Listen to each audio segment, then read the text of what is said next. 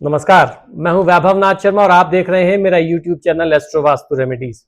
दोस्तों, आज का एपिसोड बहुत ही खास होने वाला है। बहुत सारे लोगों को इस एपिसोड का इंतजार था। इस ज्योतिषीय घटना का इंतजार बहुत समय से लोग कर रहे थे, जो तमाम तरह की परेशानियों में, दुखों और कष्टों में, आर्थिक समस्याओं से जूझ रहे थे, कर्ज के तले दबे हुए थे। वो बृहस्पति देवता के 2 जून 2026 को होने वाले गोचर का बहुत बेसब्री से इंतजार कर रहे थे। तो आज का ये खास एपिसोड इसी पर आधारित है कि बृहस्पति देवता का ये जो गोचर होने जा रहा है कर्क राशि में, अपनी ही उच्च राशि में, जिसमें 12 वर्ष बाद बृहस्पति देवता आ रहे हैं, तो इसका प्रभाव 12 राशि के अलग अलग जातकों पर क्या रहेगा, उनको अपने भाग्य को मजबूत बनाने के लिए और इस 1-1.25 साल के पीरियड का लाभ लेने के लिए क्या उपाय करना चाहिए जिससे उनको और अधिक लाभ मिले।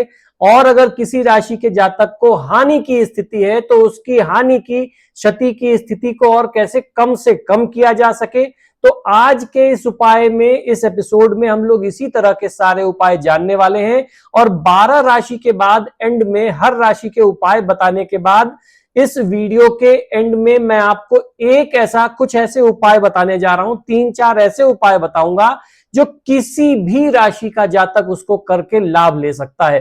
तो पूरा वीडियो देखिएगा, एंड तक देखिएगा और अपनी राशि का फलादेश सुनने के बाद अपने उपाय को आप अपने जीवन में अमल में जरूर लाएं। और ये वीडियो अपने दोस्त, मित्र, रिश्तेदारों को आप बड़ा वीडियो भी भेज सकते हैं जिसमें 12 राशि का फलादेश है, या अगर आपको उनकी राशि मालूम है तो आप उनकी राशि का वीडियो भी उन तक पहुंचा करके अपनी तरफ से उनकी केयर आप जता सकते हैं। तो आइए वीडियो शुरू करते हैं। 2 जून 2026 को देवगुरु बृहस्पति का कर्क राशि में होने वाला गोचर ज्योतिषीय दृष्टिकोण से एक अत्यंत महत्वपूर्ण और ऐतिहासिक घटना है। वैदिक ज्योतिष में कर्क गुरु की उच्च राशि मानी जाती है, यानी कर्क राशि जो है वो बृहस्पति देवता की अपनी उच्च राशि मानी जाती है, जहां वो सबसे ज्यादा बली होते हैं और सबसे अच्छा शुभ फल वो वहां देते हैं।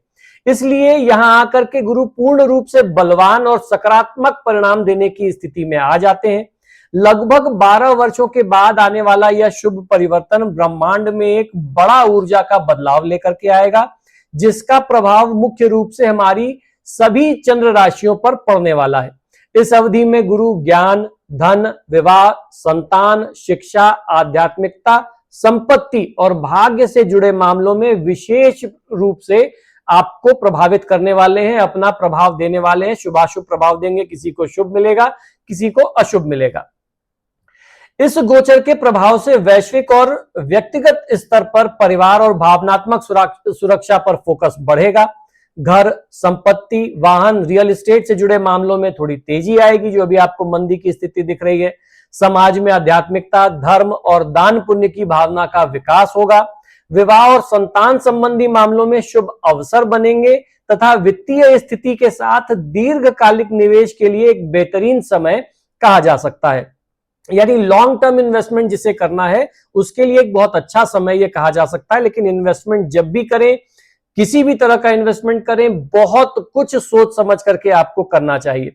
हालांकि लोगों को अत्यधिक भावुकता, अति लगाव और निर्णयों में व्यवहारिक रहने की आवश्यकता होगी, ताकि भावनात्मक पक्ष आपके ऊपर हावी ना हो जाए। आप इमोशनल होकर के कोई बहुत बड़ा लाभ, बड़ा इन्वेस्टमेंट इत्यादि न कर बैठे। बहुत भावावेश में आकर के कोई बड़ा निवेश करके अपना नुकसान न कर ले, इस बात पर आपको ध्यान हमेशा रखना पड़ेगा। किन किन राशियों को सबसे ज्यादा लाभ मिलने वाला है बृहस्पति देवता के इस गोचर का, बृहस्पति के कर्क राशि में आने का, समझ लेते हैं। हमारी ज्योतिषीय गणना के अनुसार इस गोचर के दौरान 6 राशियों को सबसे अधिक और बहुत विशेष लाभ प्राप्त होने की संभावना दिखाई देती है। वह है कर्क राशि, कन्या राशि, वृश्चिक राशि, मीन राशि, मकर राशि और मिथुन राशि। इन राशियों के लिए गुरु उच्च का होकर के भाग्य, धन, करियर, शिक्षा, संतान, विवाह और पारिवारिक सुख को अत्यंत मजबूत करने की स्थिति बना रहे हैं। अब बात कन्या राशि की।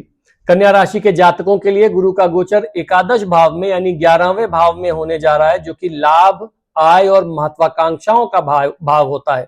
यह गोचर कन्या राशि के लिए अत्यंत लाभकारी और इच्छाओं की पूर्ति करने वाला रहने वाला है।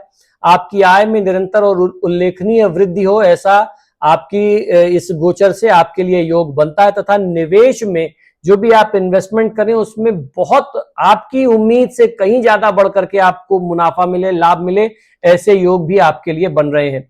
बड़े भाई बहनों, मित्रों और समाज के बड़े प्रतिष्ठित लोगों से आपके संपर्क बनेंगे और आपको उनका पूरा पूरा सहयोग मिलेगा, जिससे आपके कई सारे पूर्व में जो काम आपके रुक गए थे, अटक गए थे, सरकारी बाधा आ गई थी, कोई सामाजिक बाधा आ गई थी, अब इस दौरान वो आपके सारे कार्य पूर्ण होंगे, आपको उसमें बड़ी सफलता भी मिलेगी।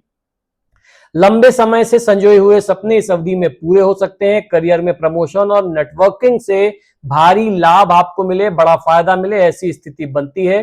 गुरु की दृष्टि तृतीय, पंचम तथा सप्तम भाव पर होने से आपके पराक्रम में वृद्धि होगी। संतान की ओर से कोई बड़ी खुशखबरी आपको मिल सकती है।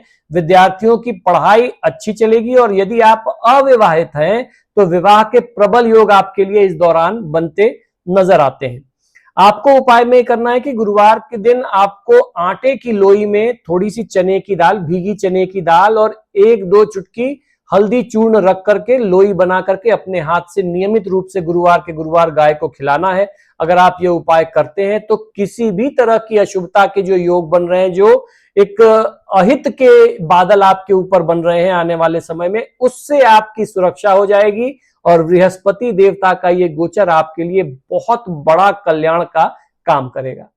तो मित्रों, ये तो बात रही 12 राशि की। हम लोगों ने जाना कि बृहस्पति देवता का ये कर्क राशि में गोचर 12 राशि के हिसाब से क्या उसका प्रतिफल रहने वाला है। जिसको शुभ लाभ मिल रहा है वो उस लाभ को बढ़ाने के लिए क्या उपाय करे, जिसको कहीं कुछ अशुभता के लक्षण दिख रहे हैं तो वो उसको नियंत्रित करके अपने लाभ को बढ़ाने के लिए क्या उपाय करे, ये तो हम लोगों ने राशि के हिसाब से जान लिया।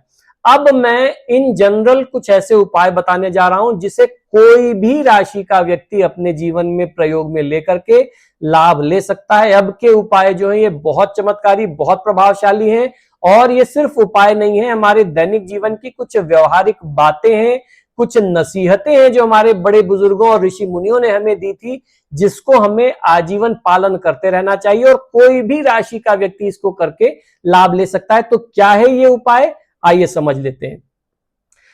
सभी 12 राशि के जातक बिना किसी संकोच के माता पिता और अपने गुरु का सम्मान तथा उनकी सेवा करें। ज्योतिष शास्त्र के अनुसार अपने माता पिता, शिक्षकों, गुरुजनों और बड़ों का आदर करना, उनका आशीर्वाद लेने से समाज के दबे कुचले निरीह वर्ग की सेवा, सहायता, धन, वस्त्र, अन्न का दान करने से, इलाज में उनकी सहायता करने से, सहयोग करने से, शिक्षा प्राप्त करने में उनकी सहायता करने से, पशु पक्षियों पर दया करने से, पशु पक्षियों के लिए भोजन, जल, अन्न की व्यवस्था करने से गुरु ग्रह बृहस्पति हमेशा बलवान होते हैं और आपको किसी भी प्रकार का कष्ट फिर जीवन में भोगने नहीं देते, शुभ फलदायी सिद्ध होते हैं। एक बार फिर कहता हूं कि ये उपाय किसी भी राशि के लोग अपनी कुंडली की स्थिति को चिंता किए बगैर आप करके जीवन में लाभ ले सकते हैं, क्योंकि बड़ों का आशीर्वाद और सात्विक जीवन किसी को कभी किसी तरह से नुकसान क्षति नहीं पहुंचाता। इसके अलावा कुछ और सर्वसुलभ और अचूक उपाय बता रहा हूं, ये 3 उपाय बहुत ध्यान से सुनिएगा। केले के पेड़ की पूजा, हर गुरुवार को केले के पेड़ में जल अर्पित करके घी का दीपक जलाना चाहिए और अपने घर में बैठ करके गुरुवार व्रत कथा, भले आप व्रत करें या ना करें उससे कोई फर्क नहीं पड़ता, गुरुवार व्रत कथा भगवान विष्णु के समक्ष बैठ करके कहना चाहिए, या सत्यनारायण भगवान की कथा अगर आप कर सकते हैं तो इसका आपको जीवन में मतलब असीमित लाभ मिलता है। उसकी कोई लिमिटेशंस नहीं है कि आपको उस लाभ की क्या, उस उपाय की, उस भक्ति की, उस पूजा पाठ की क्या लाभ मिलेंगे, उसकी कोई सीमा नहीं है। इसी तरीके से अपने जीवन में सात्विक आचरण रखना कितना महत्वपूर्ण है ये भी समझिए। मांस मदिरा से दूर रहें, अपने विचारों में सात्विकता बनाए रखें, किसी भी तरह के अनैतिक काम से आपको दूर रहना चाहिए। मंत्र जाप, अपनी स्वयं की साधना, अपना स्वयं अपने इष्ट देवता का ध्यान करना, मंत्र जाप इत्यादि करना प्रतिदिन अगर आप कर सकते हो तो ओम व्रीम बृहस्पतये नमः या फिर ओम नमो भगवते वासुदेवाय, या भगवान विष्णु का कोई मंत्र, भगवान राम का कोई मंत्र, भगवान श्री कृष्ण का कोई मंत्र जिसमें आपकी आस्था है, श्रद्धा है, निष्ठा है, उसका आप जाप करके लाभ ले सकते हैं।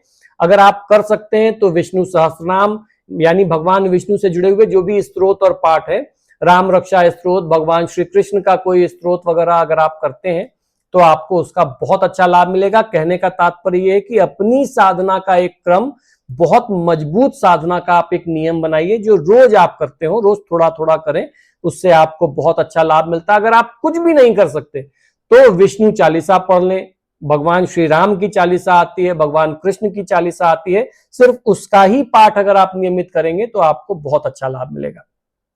तो दोस्तों आशा करता हूं कि शास्त्र से जुड़ी हुई बातें, ज्ञान की बातें जो आपको हमारे YouTube चैनल से प्राप्त होती हैं, तो ये आपको बहुत पसंद आती होंगी। आप सभी से बार बार आग्रह करता हूं कि जब भी आप मेरे वीडियोस देखते हैं तो इनको लाइक और शेयर जरूर करें, और आपने अगर अभी तक मेरे चैनल को सब्सक्राइब नहीं किया तो प्लीज इसे सब्सक्राइब करिए। बार बार मैं ये आप लोगों से आग्रह इसलिए करता हूं कि हम लोगों का ये अनुभव है कि बहुत सारे लोग जो हमारे वीडियोस को देखते हैं हमारे चैनल पर आकर के, वो चैनल को सब्सक्राइब नहीं करते। तो हमारे चैनल को सब्सक्राइब करिए। आपके चैनल सब्सक्राइब करने से हमारा आत्मविश्वास बढ़ता है, हमारा कॉन्फिडेंस बढ़ता है, हमारा उत्साहवर्धन होता है। और जब भी आप मेरे वीडियोस देखते हैं तो अपने परिवार में, दोस्तों, मित्रों, रिश्तेदारों, इष्ट मित्रों को जरूर भेजिए। अगर आपको अपने मित्रों की राशि मालूम है, परिजनों की राशियां मालूम है, तो अलग अलग राशि के ये गोचर का वीडियो आप उनको भेज सकते हैं, और आप चाहें तो पूरा का पूरा एक कंप्लीट वीडियो 12 राशि का, वो भी अपनी फैमिली ग्रुप इत्यादि में आप शेयर कर सकते हैं। इसी शुभकामना के साथ कि देवगुरु बृहस्पति का यह कर्क राशि का गोचर आपके जीवन में ढेरों खुशियां लेकर के आए। मुझे आज्ञा दीजिए और देखते रहिए मेरा YouTube channel astro vastu remedies. नमो नारायण।